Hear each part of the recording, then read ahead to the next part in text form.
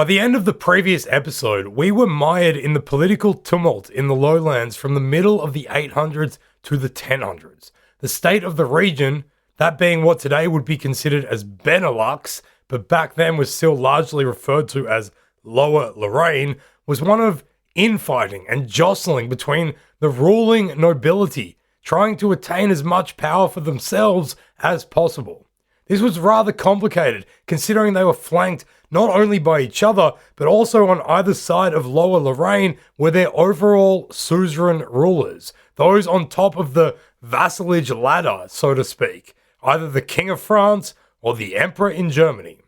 But these political wranglings were not the only matters of importance taking place in the lowlands. The majority of people were members of a peasant class, living in some form of indentured servitude to feudal lords and their territorial holdings. They worked farms. But farm technology was changing, and this would cause a massive social shift that started in the 11th century. And that is what this episode is all about. Welcome to the History of the Netherlands, where we explore the events and characters that, over time, have transformed a swamp into an amazing modern marvel. This is episode 6, Ploughin Forward. As the first millennium of the Common Era ticked over, the different territorial fiefdoms of which the lowlands consisted were solidifying themselves into what would become recognizable regions going forward. What emerged after all of the infighting was a patchwork of various counties, duchies, principalities, and bishoprics. In the very north of the lowlands, by the sea, and stretching all the way up to Denmark, there was Friesland. This was the area least subjected to influence by the feudal system, and still maintained reflections of their pre-Charlemagne past. Rather than living under the rule of a feudal count, they were governed more by old Germanic customs. An oligarchy of families would enforce the Ludting, which was a regular meeting of freemen to discuss and resolve issues. From the 1000s, this became an annual meeting of district representatives across Friesland, who would meet under a certain tree in Upstal. This became known as the Upstalboom. Living mainly in villages, the leaders of villages in Friesland would organize the people into civil defense against military incursions of their territory. They would also organize civil defense against their ever-constant and greatest enemy, the rising tide. Around the year 1000, what we today know as Holland was still really known as West Friesland. Its first counts, mainly called Dirk, had, mainly through warfare, fortified their borders. Although not there yet, they were on their way to entering the same league as the more powerful fiefdoms to the south, and being able to challenge the superiority of the greatest power in this region, north of the Rhine. This was the Bishop of Utrecht, who controlled an area around the city of Utrecht, but also on the other side of the silted floodplains to the east of Holland. There was an area known as the Oversticht. Stuck between these two domains of the ecclesiastical princes that were the Utrecht bishops was the smaller county of Gelders, which would become increasingly important as well.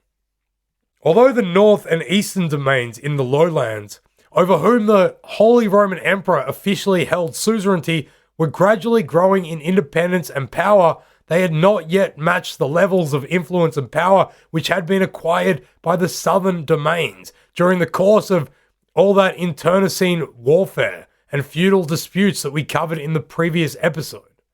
These were namely the duchies of Brabant and Limburg, the counties of Flanders, which also ruled parts of Zeeland and Alost, as well as the counties of Louvain, Hainaut, Namur, Loon, and Luxembourg.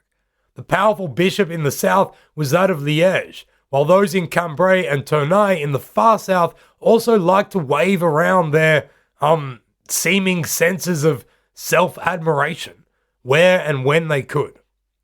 Speaking of ecclesiastical power, we mustn't ever forget the church. We mentioned previously about how the Cluniac reforms began changing the landscape of the church's role in Western Europe from the late 900s.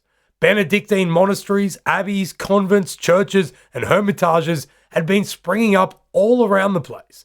Various orders, such as the Cistercians, began to emerge and to have a bigger impact on this social influence. These were communities of frugal and pious monks and nuns. By the late 11th century, the general idealism of what piety looked like had begun to change. A stricter sense of observance came to dominate the expected behavior of the clergy, or at least of the lower clergy. Monks and priests and nuns in this time came to practice celibacy and no longer married. Wandering preachers abounded, and around them, spiritual centers were built. Perhaps the most famous of these in the lowlands is the Benedictine monastery at Ploughin, which was started by 6 lay monks in 1062. They had become followers of one such wanderer, and it is from this abbey that such great beer continues to flow to this day. Importantly, as they had done in the 500s, abbeys around Europe were more important in nurturing important cultural heritage. Not only were manuscripts and texts produced and maintained in them, but centers of learning and education grew out of them. As we saw in the previous episode, the near constant warfare of the 900s, due to the collapse of Charlemagne's empire, plus the ravaging of Vikings, had led to a weakening of centralized authority. This decentralization of power left members of the lower nobility, barons and knights, in control of their own small fiefdoms and able to exploit the common class. Fortifications such as castles had been built as defensive measures, and ranks of lower nobility were put in charge of these by the upper liege lords. These men were known as castellans, given power over small chunks of territory as well as an awesome piece of machinery, a castle. These castellans then almost universally ruled with an absolutism in their local area, and in the process often built abusive relationships with the local populations over whom they ruled, exploiting them for servitude, their goods, and their taxes. They could, without remonstrance, be pretty lax in their enforcement of the king's law if it benefited them to be so. Banditry, highway robbery, murder, and theft might abound if it was allowed to do so on orders of the castellans. Basically, there was little to no recourse of justice for the common folk. By the 1020s, this non-Christian behavior of the castellans came to clash with the rising confidence and social influence of this kind of new clergy, given their ever more entrenched high moral standing across all classes of society. A movement to establish what became known as the peace and truce of God sprung up, mainly in Flanders. This led to a religious revival, with many ordinary people participating in the erecting of new churches and processions in which people, regardless of their rank, would walk barefoot behind images of the Virgin Mary. The clergy also used their presence, as well as anything at their disposal like relics and Bibles, to try and end disputes, even between armies. Apparently, upon just the sight of a priest clutching a Bible, people would suddenly forget what they were fighting about and lay down their arms. This clergy also tried to hold the abusive lower nobility, such as these castellans, to account for their exploitations of the people.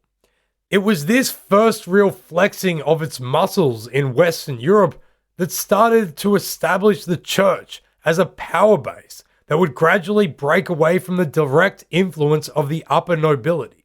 For instance, the emperor in Germany had been, up into the 10th century, using ecclesiastical appointments to put his vassals in charge of bishoprics like Cologne and Liège, so as to ever fortify his power. By the middle 1000s, however, the clergy, including the most influential in Italy, those mainly from whom the popes derived, began loudly looking at this as undue German influence in church affairs. It would not be long before this would change, and bishops would become, by order of papal decree, appointed from amidst the ecclesiastical community, and not by the emperor or any king. So what was occurring in the middle 1000s in Central Europe was the emergence of a distinction between the power bases of the Holy Roman Emperor and the Pope. Politically speaking, then, that is largely the state of things in the lowlands in the 1000s. However, what had also been happening in the previous 2 centuries of feuding feudalism and the church really starting to find its feet was a spectacular shift in social ordering amongst the common people. So spectacular, in fact, that it would have a much greater overall impact on the history of the Netherlands than the stories from amidst that ruling nobility about which Dirk or Regenar came to be the count, duke, or bishop of this, that, or whatever place. And there is perhaps no greater documentation of this social shift than in the creation of something known as the Bayeux Tapestry. The Bayeux Tapestry, which for enthusiasts I've got to point out is technically actually an embroidery, is a really long embroidery from the latter half of the 11th century. It provides a remarkable insight into everyday northwestern European life from the time when it was produced. Its main content, sure, shows the story of William, Duke of Normandy, and his conflict with and defeat of Harold Godwinson, and the eventual crowning of William as the King of England. Sure, that's the main content. But this, fortunately, is the History of the Netherlands podcast, and not the History of the Normans, France, or England podcast. So we don't really care about the main content of the Bayeux Tapestry. For us, it is some of the subsidiary content that is way more interesting. If you look at the Bayeux Tapestry closely, around the edges, there are extra little scenes. They include all kinds of fascinating things. If you were an ornithological historian, it would have to be one of your favorite things because there are a lot of different birds. Birds, it seems, and big cats. Like, there's even one that seems to show a peacock kissing a leopard, perhaps. Another depicts what would have to be a bunch of antelope, apparently having a meeting, probably about being antelopes. Anyway, for sure, very well-respected historians have written all kinds of intensely analytical and way more accurate assessments about the Bayeux scenes than that there is a meeting of antelopes. But the little section that we care about is not that weird. It shows an age-old scene. Beasts of burden dragging plows through a field accompanied by the peasant farmers who work the land. In regards to the history of the Netherlands, that is arguably the most important scene in the most famous medieval documentation of the time.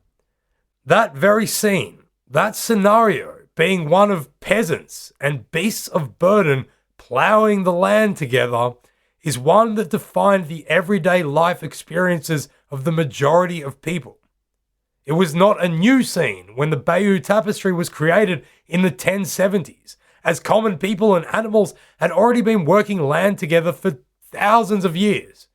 But what the Bayeux Tapestry shows us is that by the 1000s, the scene had undergone a dramatic transformation from those previous thousands of years. Prior to this time, the beasts of burden used by the people working the land had been oxen, and the plows had been lightweight. But in this little sub-scene in the Bayeux Tapestry, one of the beasts is a horse, and one of the pieces of machinery being used is a heavy-wheeled plow. And those two things, the use of horses and the use of heavy plows, for the people of the lowlands, and indeed for European history in general, would end up being a revolutionary combination indeed. On the topic of revolutionary ideas, here's an ad break. Back soon.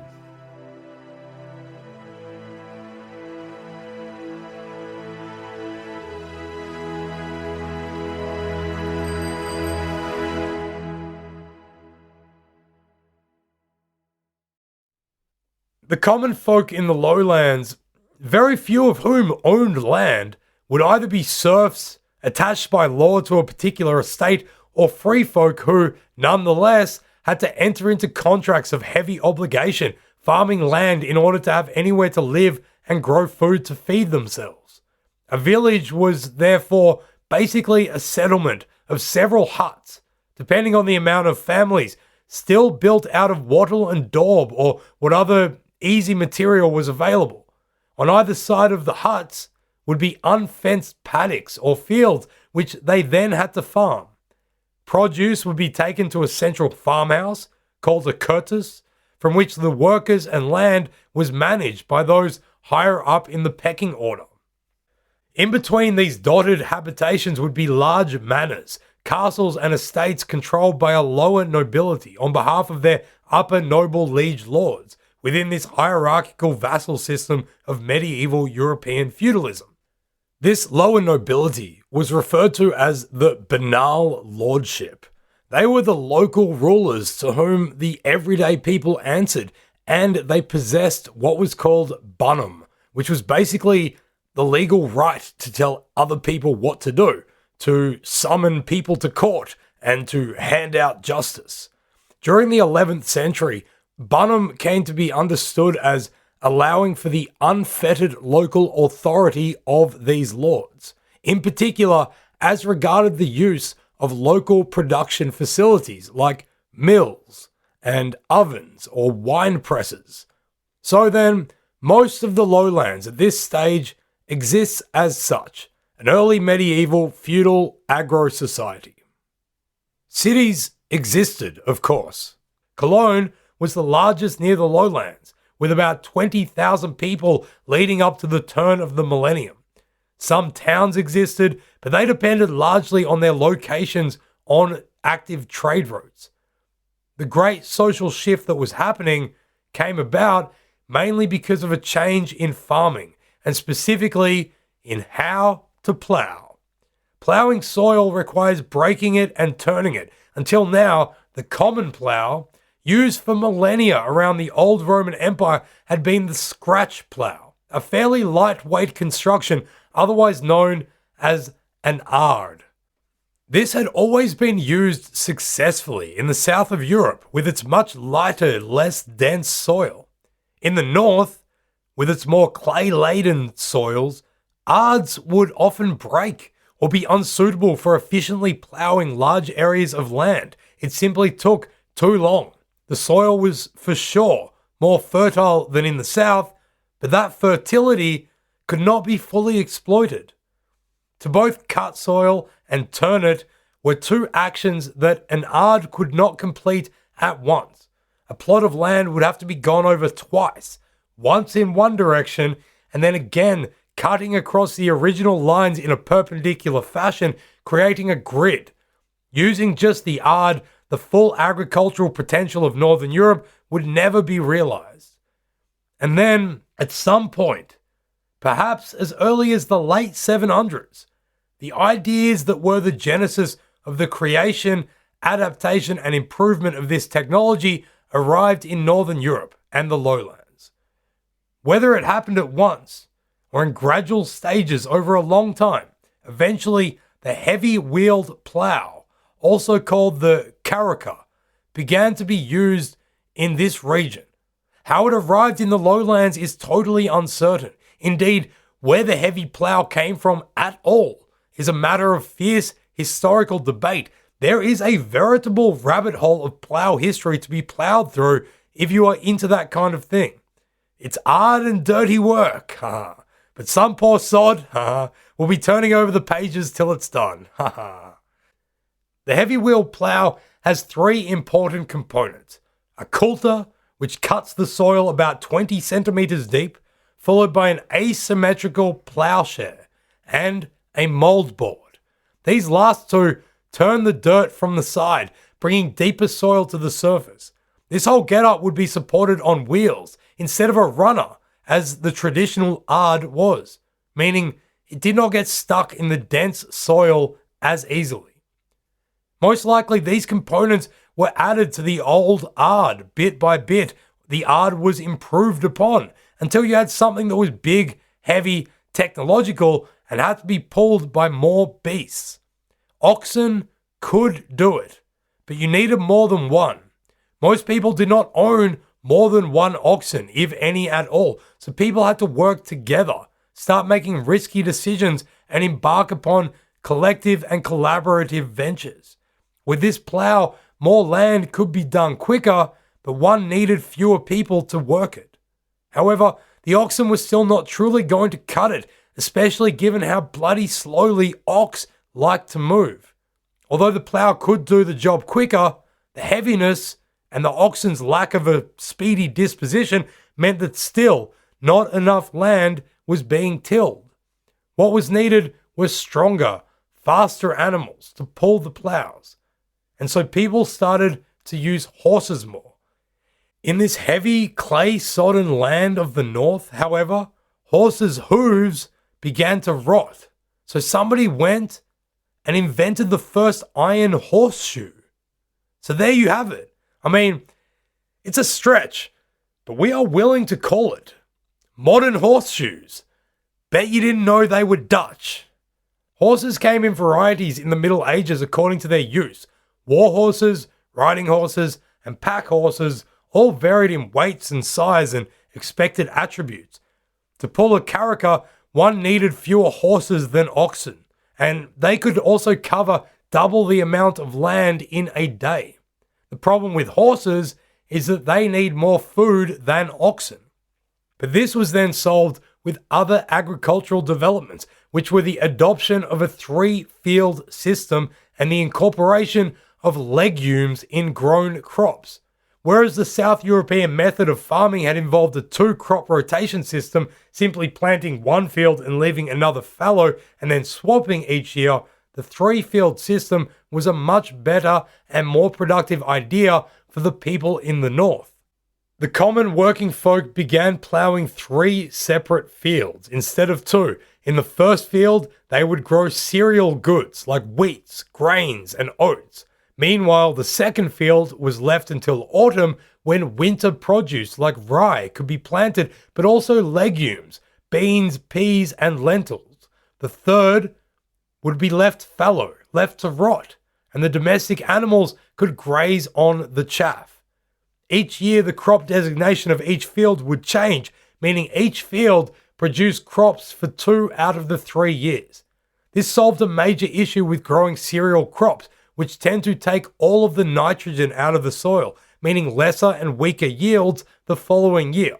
You see, legumes take nitrogen out of the air and turn it into ammonia or other nitrogenous compounds in the soil, meaning that when that field next takes its turn to grow wheat, nitrogen levels from the legumes are sufficient enough to be able to produce a bumper crop, weather permitting, of course.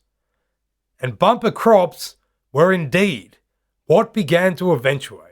With big yields of oat and grain, there was now enough fodder to feed the horses, who could now almost fully replace oxen in pulling the heavy ploughs over bigger distances, which could then be turned into tri-rotating crops, which could produce bigger yields and more food for the animals. Furthermore, this could all be done with less manpower. The increased output in production, however, did not automatically mean that the common class could just break away from their feudal obligations. Cereal crops are pretty useless unless you can mill them. You can't bake bread or brew beer without grinding up the ingredients. Remember earlier when we spoke about the banal lords who controlled the mills, the ovens, and the other production equipment? Well, the people could not just use any mill. They had to use the one owned by their banal lords, and they also needed to pay for the right to do so. What is more, even though water mills, the most common type at the time, and windmills made the process of crushing grain easier for the peasants, those peasants still had to carry their goods there first, walking sometimes many miles. They then had to wait for their turn to use it, which could sometimes take days. The obligatory use of the banal lords' mills during the 10th and 11th centuries had several consequences. One is that the diet of people changed as they started to consume less gruel and more bread. But also, it opened the door for people to start specializing in the various industries that relied on mills and ovens. Bas van Bavel points out that it is from this era that we get the beginnings of professional millers, bakers, and brewers. Unfortunately for the everyday farmers, however, the advantages gained by milling were often lost to them, instead replaced by the debt that was accrued in the obligatory use of the mill. So even though the technological development of the heavy plough and the 3-crop rotation system and the adoption of horses instead of oxen all increased the ability of commoners to produce raw goods, the exploitation of their need to turn those raw goods into usable and marketable products also increased their want to resist the obligation they had towards their lords. Sure, it might be more work to use a hand mill in secret for days, but at least you would get to keep the result of all of your hard work. But still, until an alternative social and economic structure appeared, the main beneficiaries of agricultural production were always the banal lords. The reason why we've gone into some detail on this progression is because these issues and developments like increasing yield and generally how to improve life are major things that everyday people working the land would have been thinking about, talking about, and worrying about. Imagine you are one of these commoners. A merchant comes into your village one day in the evening time when the 15 or so families that make up your village are getting ready for supper and the night that will follow. Hearths are being stoked, food is being chopped, and animals being fed. Everybody is back from work in the fields where you have been struggling as usual with the less sophisticated ards that you use. When the merchant shows you all the heavy-wheeled plough in his wagon and tells you the price, it sets off much interest, questions, and discussion. You have heard of them before, but you've never seen one. It is expensive. You would all have to chip in. How much land can it cover? Can you show us? How many oxen are needed? Between you all, there are only 8 in the whole village. The merchant tells you that 8 oxen will suffice to pull 1 plough. But what you could do instead is sell them and purchase horses. More expensive, but quicker and stronger. 4 horses to each carracker would be able to plough twice as much land as the 8 oxen. Plus, fewer people would be needed to work it. It is really interesting to think of how many of these scenarios, discussions, and means came across the people in Europe as they adopted the heavy-wheeled plough, or perhaps just adopted and added the different components to their existing machinery or their ideas over time. What was the reaction to the first person who suggested what became the 3-crop rotation, or who walked away from an anvil holding a horseshoe? And what did the horse think when he tried to put it on? Did he object? Did he say nay? We will never be privy to those discussions, or situations, or equine thoughts. But if you are looking for the fundamental events and circumstances that conspire to construct our history, it is not just in the political and royal courts of a noble elite that we should focus. The excess of manpower and also surplus of goods that came about from all of this technological development left a whole lot of people with not much to do and little chance to make a living. Those people had to go somewhere and they had to do something.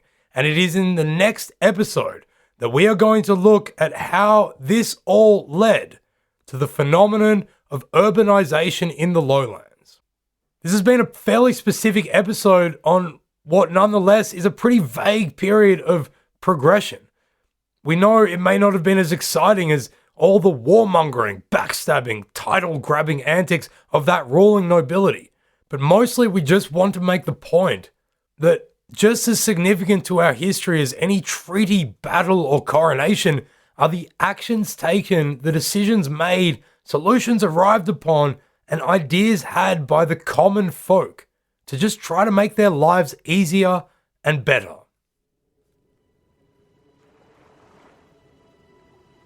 Thanks for listening to History of the Netherlands. You can get detailed show notes at our website, historyofthenetherlands.com. From there, you'll be able to find other podcasts and projects that we've created. This is a production of Republic of Amsterdam Radio.